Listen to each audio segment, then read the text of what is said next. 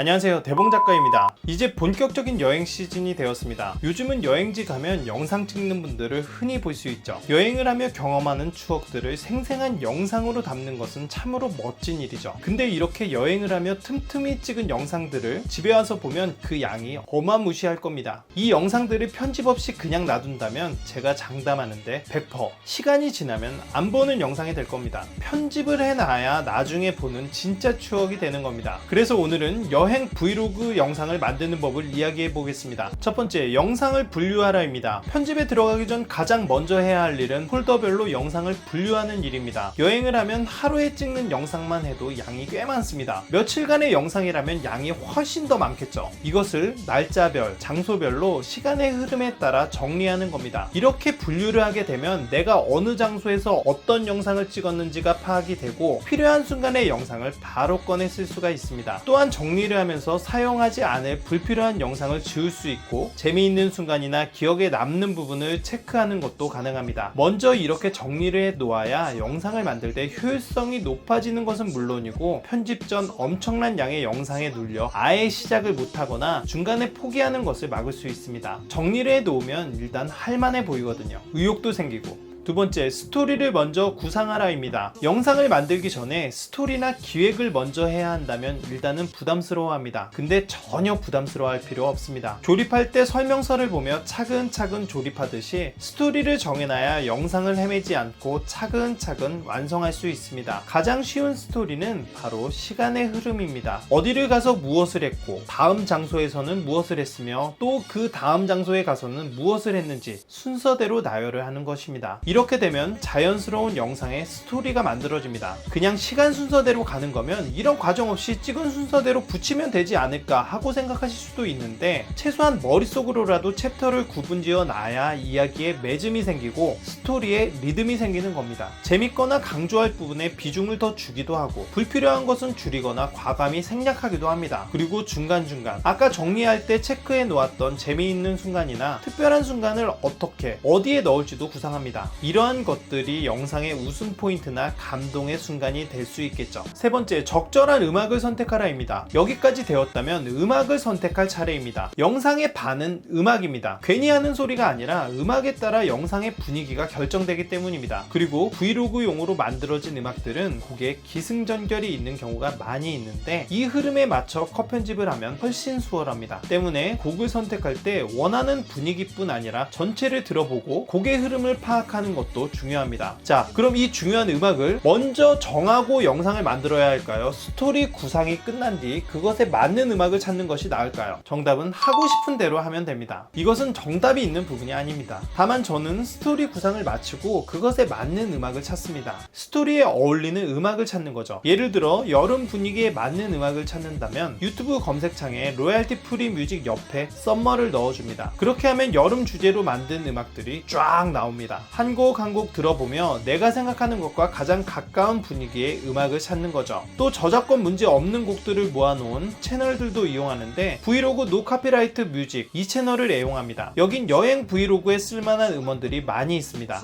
여기서 음악을 찾을 때는 제목이나 썸네일 분위기를 보고 들어가서 곡을 들어보게 되는데 원하는 분위기가 맞는 경우도 있고 아닌 경우도 있습니다. 음원을 사용할 때는 항상 저작권을 잘 확인해야 되는데 우리는 노 카피라이트 뮤직 중에 선택을 했지만 영상 마지막이나 영상 정보 더보기란에 음원 정보를 꼭 남겨주어야 합니다. 자, 이제 본격적인 영상 편집에 들어갑니다. 사실 이 부분부터는 개개인의 스타일, 편집 스킬, 사용하는 프로그램에 따라 다르게 나타나는 부분인데 영상을 좋게 만들어주는 기본적인 요소는 동일합니다. 첫 번째는 뭘 가중, 뭘 가중, 뭘 중, 가중입니다. 군대를 다녀온 남자분이시라면 알 겁니다. 사격 훈련할 때 멀리 있는 표적부터 가까운 표적, 중간에 있는 표적을 번갈아 맞춰야 하는 것처럼 영상을 붙여 나갈 때도 이런 화면이 적절히 섞여 주어야 영상이 지루하지 않습니다. 보통 넓은 화각으로 장소의 전체적인 모습을 보여주고 인물이나 상황은 일반 화각을 통해 보여줍니다. 그리고 자세히 보여줘야 하는 부분은 가까운 촬영으로 집중도를 높입니다. 이러한 밀당은 영상 속도에서도 적용되는데 빠른 상황 전개를 위해 빠르게 감기도 하고 분위기 있는 영상을 위해 속도를 느리게 하기도 합니다. 이것들을 세상에서 제일 어려운 적당히 버무려주면 됩니다. 아까 선택한 노래와 잘 어우러질 수 있도록 편집한다면 더욱 더욱더 멋진 영상이 되겠죠. 이렇게 영상을 업로드해도 충분하지만 텍스트라는 양념을 쳐주면 영상의 맛을 더 살릴 수 있습니다. 전 자막충이라 이렇게 말하는 거 하나하나를 영상으로 넣지만 이렇게 꼭 할 필요는 없습니다. 인스타에서 해시태그 달듯이 좌측 상단에 장소나 설명, 한 줄 소감 등을 남기면 영상으로 미처 설명하지 못한 부분을 깔끔하고 재치있게 전달할 수 있습니다. 그리고 굵고 큰 텍스트를 효과음처럼 사용하면 상황의 재미를 더할 수 있습니다. 마지막으로 가장 중요한 것은 다 하고 나면 정말 뿌듯하다는 겁니다. 앞에 말씀드린 과정대로 진행을 해도 고되고 시간이 많이 걸릴 겁니다. 하지만 다 완성된 결과물을 보고 나면 평생 가져갈 추억을 멋지게 담아냈다는 자부심을 느끼게 될 겁니다. 아직 여행 가시기 전인 분들은 이번 여행 때 브이로그 한번 도전해 보시죠.